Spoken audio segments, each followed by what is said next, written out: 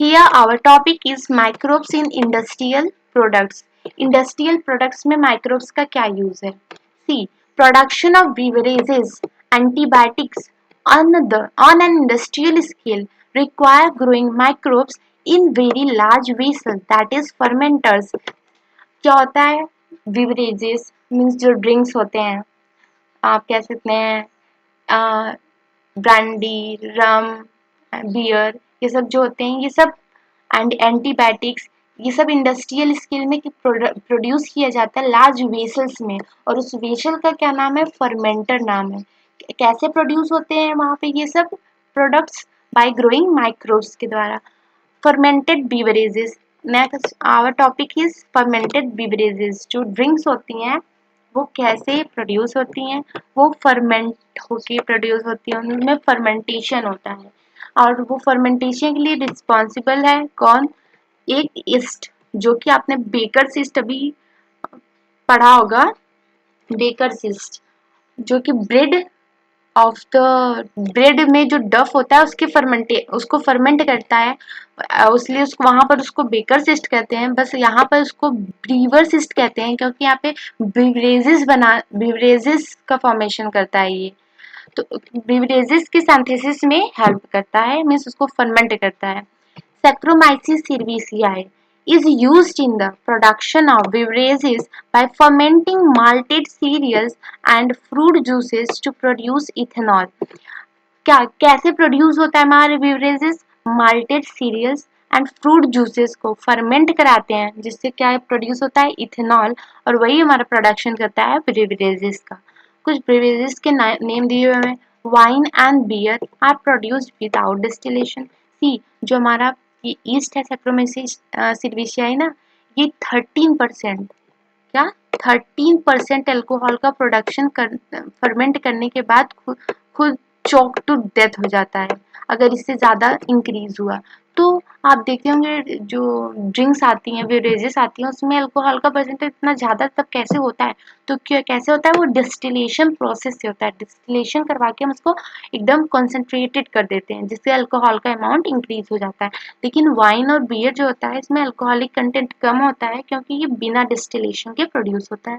But जो whisky, brandy, रम, गिन and अरैक ये सब होते हैं, ये सब प्रोड्यूस होते हैं डिस्टिलेशन से।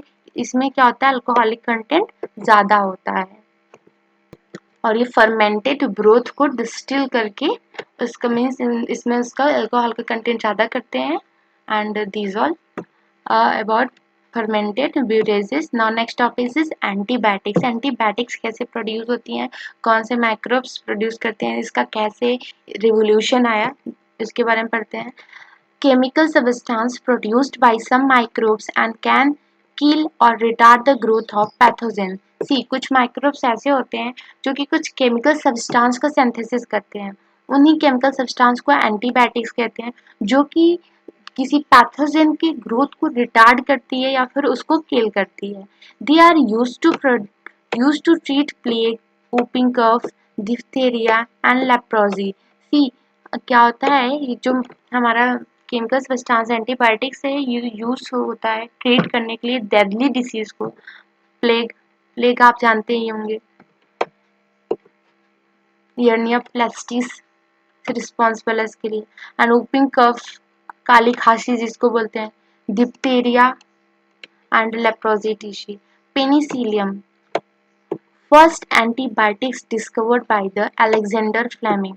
अलेक्जेंडर फ्लेमिंग ने पहले एंटीबायोटिक को डिस्कवर किया था, उसका नाम था penicillium. He discovered that staphylococci could not grow around a mold, that is Penicillium notatum, growing in an unwashed culture plate. He extracted penicillin from it. See, क्या हुआ? अलेक्जेंडर फ्लेमिंग अपने lab में क्या कर रहे थे? एक्सपेरिमेंट कर रहे थे। उन्होंने ये ऑब्जर्व किया कि लोकाई जो बैक्टीरिया है, ये ग्रो नहीं कर पा रहा था एक अनवॉश्ड कल्चर प्लेट में।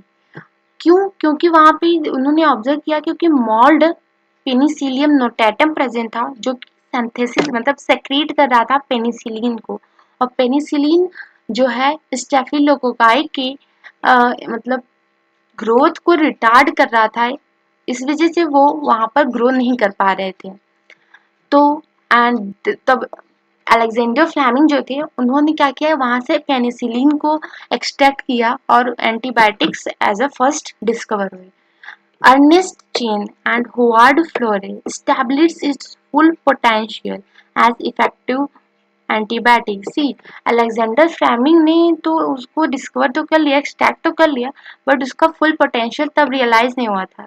तब अर्नेस्ट चेन एंड होवार्ड फ्लोरे आए, उन्होंने उसकी एज ए इफेक्टिव एंटीबायोटिक की तरह उसको डिस्कवर किया। फ्लेमिंग, चेन एंड फ्लोरे वो awarded with Nobel prize in 1945। उसके बाद क्या हुआ, इस वर्क के लिए, इस पेनिसिलिन की डिस्कवरी के लिए फ्लेमिंग को, चेन को, फ्लोरे को नोबेल प्राइज के साथ अवार्ड किया गया। Chemical enzymes and bioactive molecules, कुछ केमिकल्स हैं, कुछ एंजाइम्स हैं, कुछ बायोएक्टिव मॉलिक्यूल्स हैं जो कि प्रोड्यूस होते हैं किसी न किसी माइक्रोब से। यहाँ पे देखिए कुछ ऑर्गेनिक एसिड है। एसिड प्रोड्यूसर माइक्रोब इंक्लूड, कुछ एसिड प्रोड्यूसर माइक्रोब्स हैं। फर्स्ट वन इज एस्परगिलस निगर, ये एक फंगी है जो कि सिट्रिक एसिड को प्रोड्यूस करती है। And acetic acetobacter aceti, a bacterium जो कि एसिटिक एसिड को प्रोड्यूस करती है। क्लोस्ट्रिडियम ब्यूटेलिकम, अ बैक्टीरियम जो कि ब्यूटेरिक एसिड को प्रोड्यूस करती है। एंड लैक्टोबैसिली, अ बैक्टीरियम जो कि लैक्टिक एसिड को प्रोड्यूस करती है। यहाँ पे एक बहुत अच्छा क्वेश्चन बनता है कि ऐसे 4 ऑप्शन दे देंगे और क्वेश्चन पूछेगा कि name the microbes, name an eukaryotic microbes which is responsible for the production of organic acid। तो आप यहाँ पे ऑब्जर्व करेंगे कि एस्परगिलस निगर ही एक फंगी है जो कि यूकैरियोट्स है। एंड यहाँ पे एसिटिक एसिड जो प्रोड्यूस कर रहा है एसिटोबैक्टर एसिटी, क्लोस्ट्रिडियम, लैक्टोबैसिलस, ये सब क्या है, बैक्टीरियम है जो कि प्रोकैरियोट्स हैं। तो यहाँ पे ऑप्शन आंसर किसको जाएगा कि कौन सा यूकैरियोट्स है जो ऑर्गेनिक एसिड को प्रोड्यूस करता है, तो एस्परगिलस निगर अ फंगी जो कि यूकैरियोट है। Next one is alcohol, yeast saccharomyces cerevisiae, अभी आपने पढ़ा, जो कि यूज होता है for the production of the ethanol के प्रोडक्शन के लिए। Now let's move on the enzymes. Enzymes में आप देखिए यहाँ पे लाइपेज एंजाइम है जो कि यूज होता है in the detergent formulation and help to remove oily stains from the laundry. Laundry में जब कपड़े धुले जाते हैं तो वहाँ पे लाइपेज का यूज किया जाता है ऑयली स्टेन्स को रिमूव करने के लिए। और जो आप ड्रिंक, आप देखते होंगे कोल्ड ड्रिंक आप लेते हैं मार्केट का, तो वो कितना क्लेरिफाई रहता है, आपको ट्रांसपेरेंट दिखता है।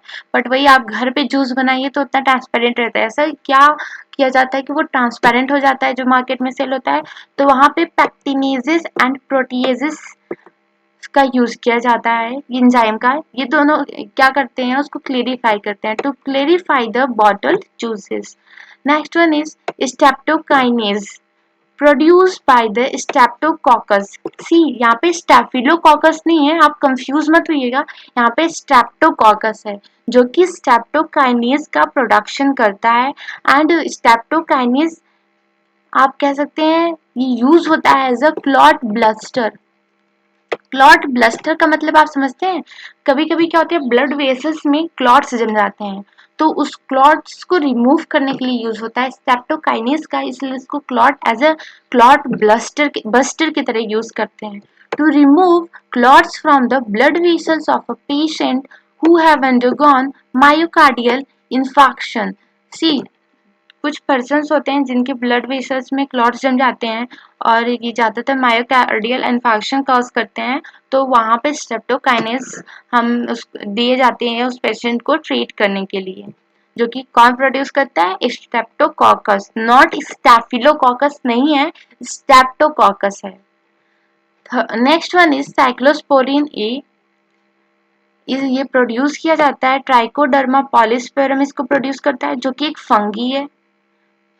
एंड सी स्ट्रेप्टोकोकस जो है यहाँ पर, ये पता है क्या, ये एक बैक्टीरिया है, लेकिन जो ये ट्राइकोडर्मा पॉलीस्पोरम है ये एक फंगी है जो कि किसका प्रोडक्शन करता है, साइक्लोस्पोरिन ए। एंड साइक्लोस्पोरिन ए का यूज क्या होता है, वो यूज किया जाता है as a immunosuppressive agent in organ transplant patient. See organ transplant patient में क्या होता है, इम्यून सिस्टम को सप्रेस करना होता है, क्योंकि वो ताकि वो ऑर्गन रिजेक्ट ना हो, वो ग्राफ्ट रिजेक्ट ना हो, इसलिए उसको इम्यूनो सप्रेसिव एजेंट दिया जाता है। और वो क्या होता है, साइक्लोस्पोरिन ए, और उसको प्रोड्यूस करता है ट्राइकोडर्मा पॉलिस्पोरम, जो कि एक फंगी है।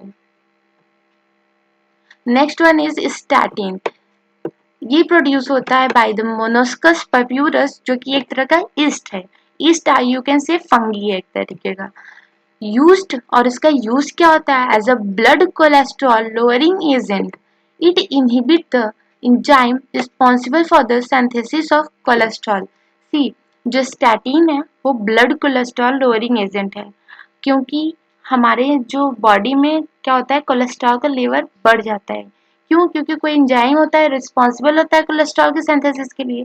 तो वहाँ पे क्या होता है, जो ये स्टैटिन होता है वो उस एंजाइम को ही इनहिबिट कर देता है, जिसके कारण ब्लड का कोलेस्ट्रॉल का लेवल कम हो जाता है। एंड सी, ये जो स्टैटिन आपने पढ़ा, and cyclosporin A, lipase, streptokinase and pectinase proteinase, ये एग्जाम पॉइंट ऑफ व्यू से बहुत इंपॉर्टेंट है। मैच द कॉलम फॉर्म में आता है, तो आपको ये इसका यूज एज वेल एज इसको कौन प्रोड्यूस कर रहा है, फंगी है, और जो प्रोड्यूस कर रहा है वो फंगी है कि बैक्टीरिया है, ईस्ट है, उसको आप डिस्टिंग यूज करके एकदम से याद रखें। Okay, this is all about microbes in industrial products.